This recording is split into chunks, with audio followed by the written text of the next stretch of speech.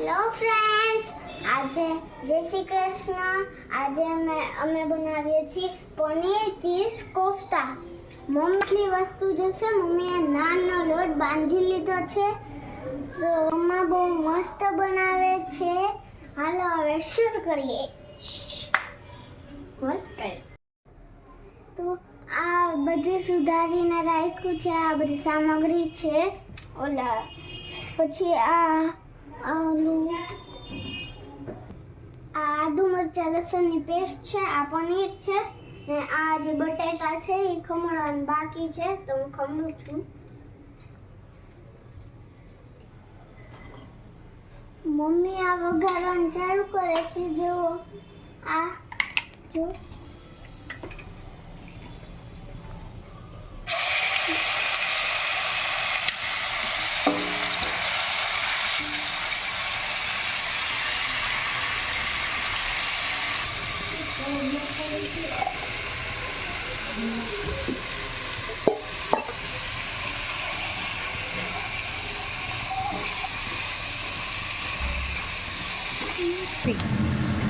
ડુંગળીને ગોલ્ડન ને બ્રાઉન થવા દેવાની છે. પછી ટમેટા નાખવાના, પછી કેપ્સિકમ નાખવાનું. આમાં થોડુંક સ્વાદ પ્રમાણે મીઠું નાખવાનું ને થોડોક 2 ચમચી કોર્નફ્લોર નાખવાનો છે ને આ થોડોક તીખો મસાલો નાખવાનો છે.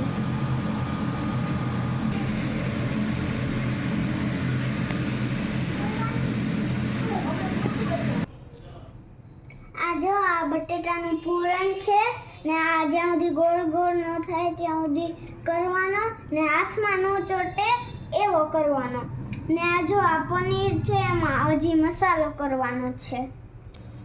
હવે આ ચડી ગયું છે. આની સ્મૂથ ગ્રેવી બનાવવાની છે. જો ફ્રેન્ડ્સ, આમાં છે ને આ પનીર છે એમાં મસાલો કરવાનો હતું, મેં તમને કીધું હતું. તો આમાં મીઠું ને મરચાંની કટકી ને ગરમ મસાલો ને મરચુંનો થોડોક આમ તીખો મસાલો છે. તો આ ગાઈઝ, આ બટેટાનું પૂરણમાં સ્ટફિંગ ભરવાનું છે પનીરનું, અને આવી રીતે જ બધા કોફતા તૈયાર કરવાના છે. મમ્મીએ એક બનાવી લીધું છે, હવે બધા બનાવશે. ફ્રેન્ડ્સ, હવે આ ધીમા ગેસે આને ફ્રાય કરવાના છે.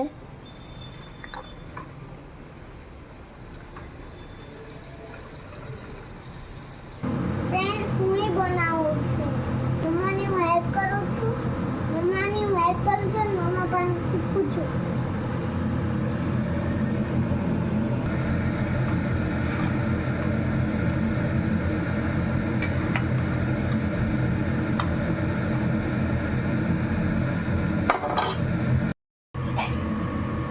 હવે અમે ગ્રેવી વઘારીએ છીએ. એમાં બટર નાખ્યું.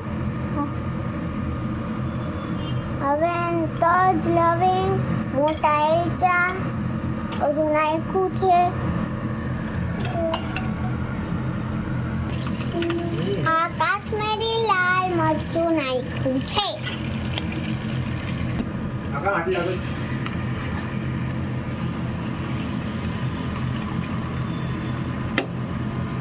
કાજુની ગ્રેવી છે.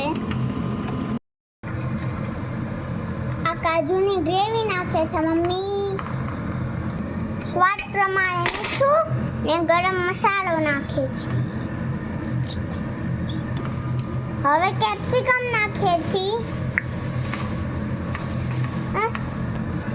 આ મેં ગ્રેવી તૈયાર થઈ ગઈ છે. મમ્મી કસૂરી મેથી નાખે છે. હવે આ કોફતા નાખવાના છે આમાં. મમ્મા હવે નાન બનાવે છે. જો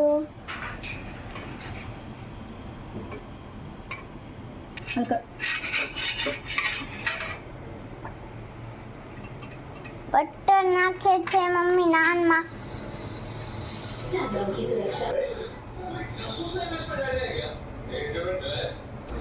આ કોફતા ઉપર ગ્રેવી નાખે છે મમ્મા. હું હેતાંશીની ફ્રેન્ડ છું. હેતાંશીને ઘરે આજ જમીશ. આંટી બહુ સરસ બનાવ્યું છે. જો આની અંદર ગ્રેવી છે. બહુ મસ્ત છે.